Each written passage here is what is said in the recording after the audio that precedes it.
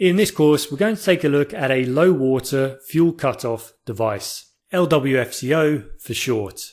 We'll start by taking a look at a fire tube boiler in order to understand why it's so important to know the water level within a boiler at all times and to be able to take corrective action should the water level go outside of desired limits. I'll show you a boiler gauge glass and explain to you why we have them and how they work.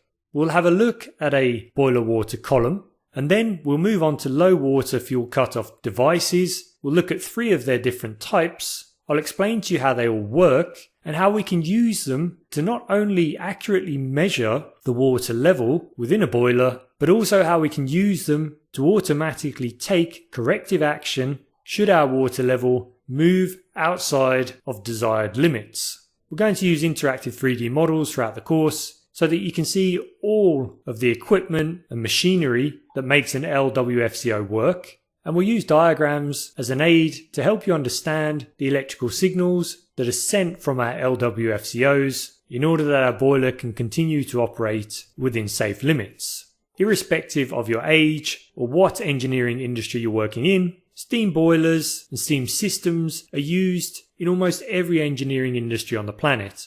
So learning a little bit about why we need to control the water level in a boiler, how this is done, and what happens if we don't control that water level will be valuable information that you can retain throughout your whole engineering career.